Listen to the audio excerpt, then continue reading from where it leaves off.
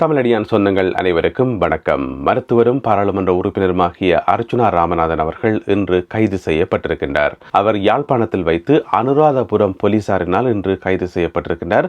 உங்களுக்கு தெரியும், அனுராதபுரம் பகுதியில் வைத்து போக்குவரத்து போலீசாருடன் டாக்டர் அர்ச்சுனா ராமநாதன் அவர்கள் முரண்பட்டிருந்த அந்த சம்பவம் உங்கள் எல்லாருக்குமே தெரியும். அது சம்பந்தமாகத்தான் இன்று யாழ்ப்பாணத்தில் வைத்து கைது செய்யப்பட்டிருக்கின்றார். ஆனால் இந்த கைது பல சந்தேகங்களையும் பல கேள்விகளையும் எழுப்பியிருக்குது. இந்த கைதுக்கு பின்னால ஏதேனும் அரசியல் காரணங்கள் இருக்குமா, அரசியல் உள்நோக்கம் இருக்குமா, இது போன்ற கேள்விகள் இப்போ பரவலாக எழுப்பப்படுது. எனவே அது சம்பந்தமாக சற்று விரிவாக இந்த காணொலியில் பார்க்க இருக்கின்றோம்.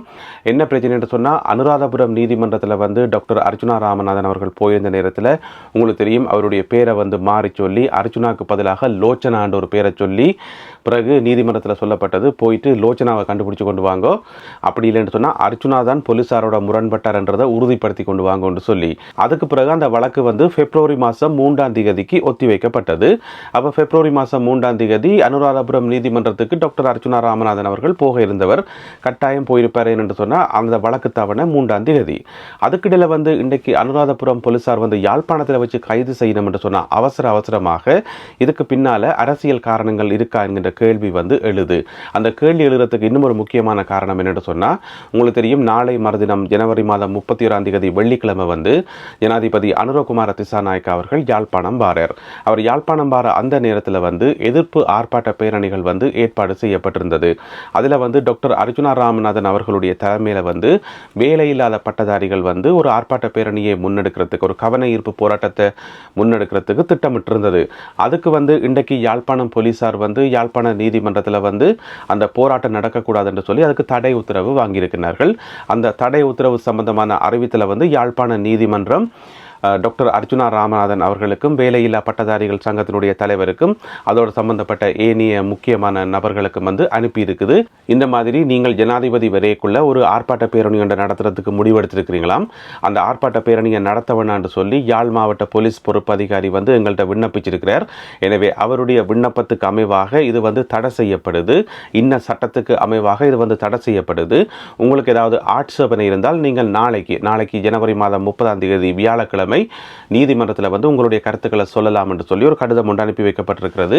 அப்போ இந்த கடிதத்தினுடைய அடிப்படையில் நாளைக்கு டாக்டர் அர்ச்சுனா ராமநாதன் அவர்கள் யாழ்ப்பாணம் நீதிமன்றத்தில் போயிட்டு தன்னுடைய பக்க நியாயத்தை சொல்றதுக்கு இருந்திருப்பார்.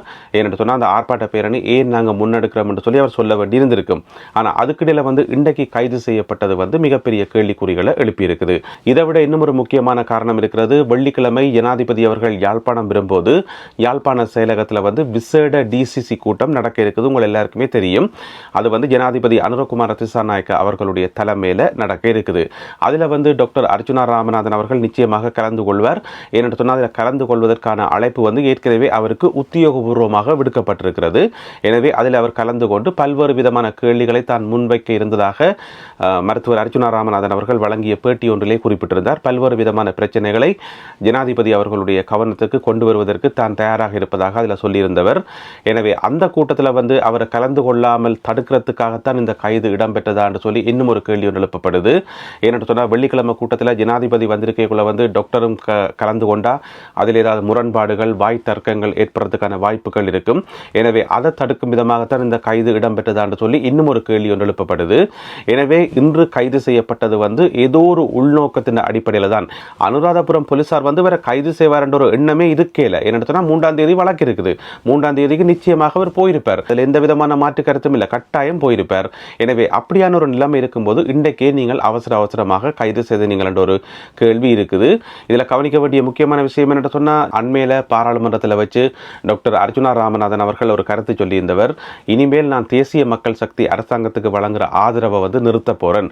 அவர்களுக்கு மனதால் ஆதரவு கொடுத்து கொண்டு நான் அதை நான் நிறுத்த போறேன். இனிமேல் நான் ஒரு எதிர்க்கட்சி போலத்தான் செயல்பட போறேன் என்று சொல்லி பாராளுமன்றத்தில் வச்சே அறிவிச்சிருந்தவர்.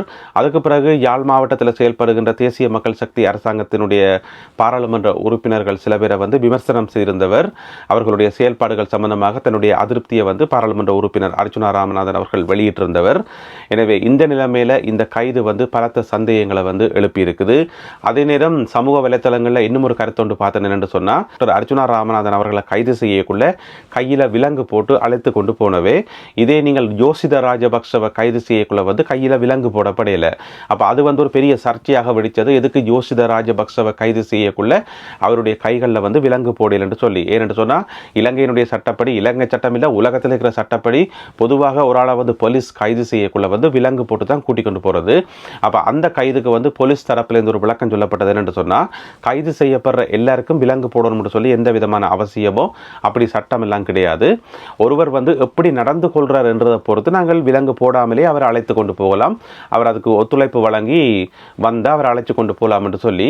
அப்போ டாக்டர் அர்ச்சுனா ராமநாதன் அவர்களுக்கு எதுக்கு கையில் விலங்கு போட்டீங்க என்ற ஒரு கேள்வி இங்கே வருது. ஏன்னு சொன்னால் அவர் வந்து ஒத்துழைக்க மாட்டாரா, கைது நடவடிக்கைக்கு அவர் வந்து ஒத்துழைப்பு வழங்க மாட்டாரா? அவர் வழங்குவார். அவரே சிரிச்ச முகத்தோடு தான் நிற்கிறார். அவர் கேட்டிருந்தால் நீங்கள் சொல்லாமலே அவர் கூட போலீஸ் ஸ்டேஷனுக்கு வந்திருப்பார். எனவே அவருக்கு கைவிலங்கு போட்டது ஏன் என்ற கேள்வி வந்து இப்போ சமூக வலைத்தளங்களில் எழுப்பப்படுது. இப்போ எங்களுக்கு முன்னால் இருக்கக்கூடிய முக்கியமான கேள்வி என்னென்னு சொன்னால், அவரை வந்து கைது செய்து இன்றைக்கு போலீஸ் வந்து அழைச்சி கொண்டு போகுது. அனுராதபுரம் நீதிமன்றத்தில் வந்து அவர் முற்படுத்தப்படுவார் என்று சொல்லப்படுகின்றது. முற்படுத்தப்படுற சந்தர்ப்பத்தில் வந்து அவருக்கு பிணை வழங்கப்பட வேணும். அவருக்கு பிணை வழங்கப்பட்டு அவர் வெள்ளிக்கிழமை யாழ்ப்பாணத்தில் நடக்க இருக்கிற டிசிசி கூட்டத்தில் வந்து அவர் கலந்து கொள்ளணும். அதுக்குரிய அனுமதி கிடைக்குமா இல்லையான்றதான் இப்போ எங்களுக்கு முன்னால் இருக்கக்கூடிய முக்கியமான கேள்வி. ஒருவேளை பிணை வழங்கப்பட்டு அவர் வெள்ளிக்கிழமை நடக்க இருக்கிற கூட்டத்தில் கலந்து கொள்றதுக்கு அனுமதிக்கப்பட்டார் என்று சொன்னால் எந்த விதமான பிரச்சனையுமே இல்லை, இதுக்கு பின்னால் அரசியலும் இல்லை, எதுவுமே இல்லை, சட்டப்படி ஒழுங்காக தான் இது நடந்தது என்று சொல்லி மக்களாகிய நாங்கள் புரிஞ்சு கொள்ளலாம். ஒருவேளை வந்து அதுக்கு கலந்து கொள்ள விடாமல் தடுக்கப்பட்டு பிணை வழங்கப்படாமல் அவரை வந்து சிறையில் அடைச்சு அந்த மாதிரி ஏதாவது நடவடிக்கைகள் இருந்தால், அதாவது வெள்ளிக்கிழமை வரைக்கும் அவர் யாழ்ப்பாண பக்கம் வந்துடக்கூடாதுன்றதில் கவனமாக இருந்தால் நிச்சயமாக இதுக்கு பின்னால் ஒரு அரசியல் காரணம் இருக்கும் என்றதை பொதுமக்கள் புரிஞ்சு கொள்வார்கள்.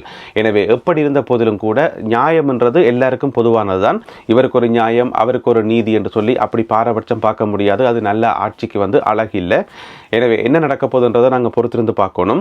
ஆனால் ஒரே ஒரு விஷயம் மட்டும் மறக்க முடியாத உண்மை என்று சொன்னால், தேசிய மக்கள் சக்தி கட்சியாக இருக்கலாம், டாக்டர் அர்ச்சுனா ராமநாதன் அவர்களாக இருக்கலாம், எவராக இருந்தாலும் மக்கள் வந்து எல்லாத்தையும் பார்த்து கொண்டிருக்கணும். மக்கள் வந்து எல்லாத்தையும் உன்னிப்பாக அவதானித்து கொண்டிருக்கணும். மக்களுக்கு தெரியும் யாரில் சரி யாரில் பிழை, யார் செய்கிறது சரி யார் செய்கிறது பிழை என்று சொல்லி. பொதுமக்கள் வந்து இப்போ அமைதியாக பார்த்து போட்டு தங்களுக்கென்ற ஒரு நாள் வரும்போது, அந்த தேர்தல் நாள் வரும்போது தான் தங்களுடைய கோபத்தையும் தங்களுடைய ஆதங்கத்தையும் எல்லாத்தையும் அந்த வாக்குகள் மூலம் வெளிப்படுத்துவார்கள். எனவே அன்றைய நாளில் தெரியும், அது யாராக இருந்தாலும் எந்த கட்சியாக இருந்தாலும் மக்கள் சரியான நாளில் சரியான தீர்ப்பை வழங்குவார்கள். அது மட்டும் மறக்க முடியாத உண்மை. மீண்டும் மற்றும் ஒரு காணொலியில் உங்களை சந்திக்கின்றேன். அதுவரை நன்றி, வணக்கம்.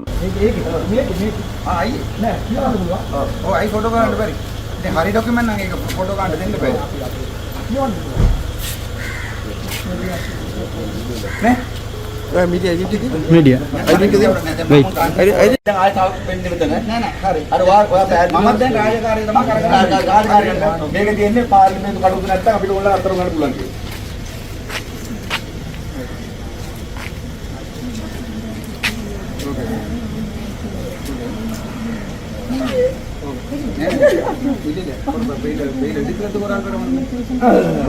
Parliament.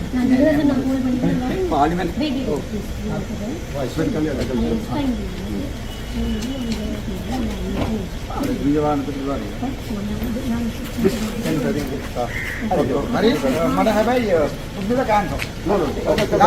Kita lagi kan kafe ke dalam. Ekam video. Ini make mana itu? Hari ini mana ada ada kan kafe? Kan kafe ke dalam. Itu video. ඔගොල්ලෝ කරු බරද අපි පාර්ලිමේන්තුවේ පස්සේ ගහනවා මේක. ඒ නිසා මේ ටික මට වීඩියෝ එකක් තියන්න බෑ. media ඔගොල්ලෝ sorry.